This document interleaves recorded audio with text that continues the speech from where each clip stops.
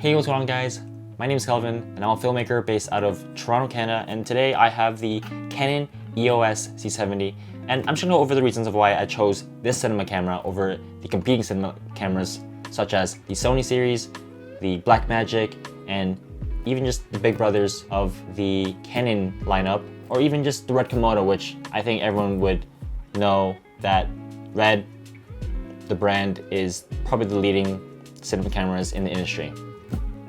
So let's get right into unboxing this. So right off the box, you know, we have the manuals. We have just the manuals for now, and this registration for warranty.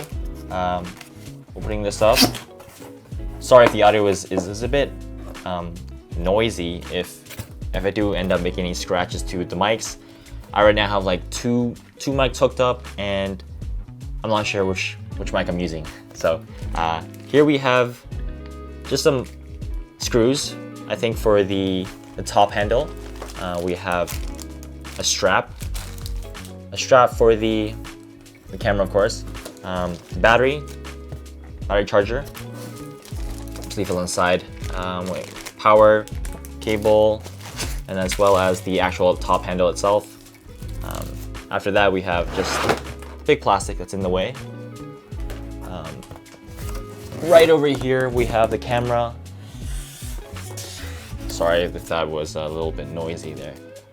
This is just the XLR mic holder.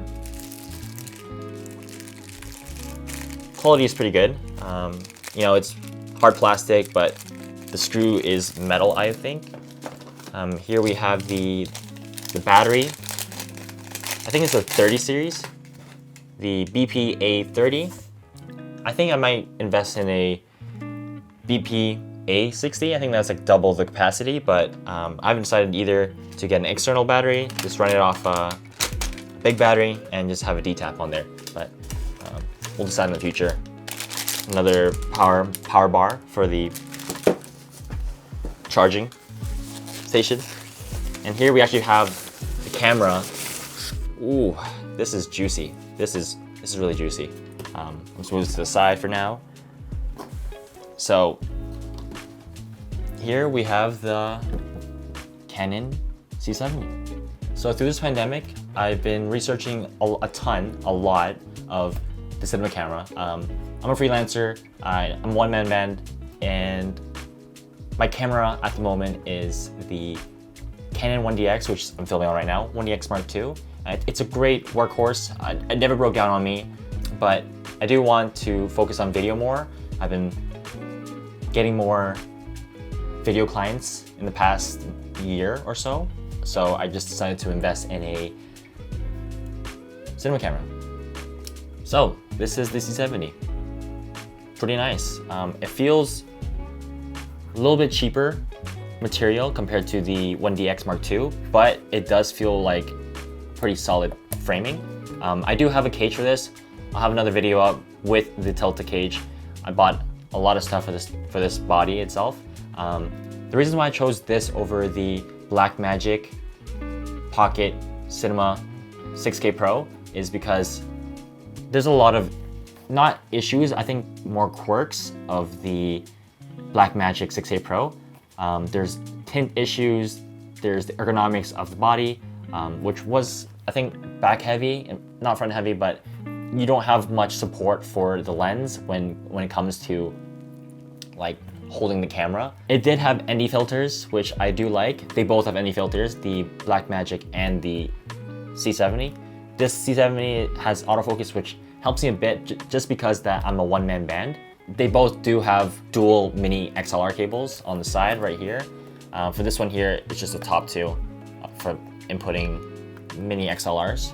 For the price points, the Blackmagic Pocket 6K Pro is around 3,500, maybe less, but that's without tax. For this camera, it's around 7,300 Canadian because I live in Canada. So pretty big price difference right there, but I do think that this makes sense for me because I do have EF lenses, and I really like Canon, the brand. They're pretty reliable, and though that Blackmagic does have external recording, but this records in SD. But overall, the reason why I chose the C70 is the fact that Blackmagic had a lot of quirks that I wasn't really risking getting into. I do have to rig out the whole build again. I'd have to manually pull focus, add another mini focus on the lens because there's no autofocus. There's tint issues, which sometimes like it turns magenta or a hint of blue, but with the software update, it allows you to adjust that manually, but not automatically. Another reason why I chose the C70 is because of the sensor. The sensor is a DJO sensor, which is the same sensor as the Canon C300 Mark III. It's half the price of this. I think it's around like $15,000 compared to this is like $8,000. I'm not quite sure about the range. I'll probably pop it up on screen, but the sensor is amazing. It has 16 stops of dynamic range, which I can go from highs to lows, and I can recover that in post-production if I do have, if I undershoot or overshoot the stops. Though that this is a Super 35 sensor, I do have the Canon mount that was designed for the C70. I think it's 0.71 times, so it basically turns into a full frame camera.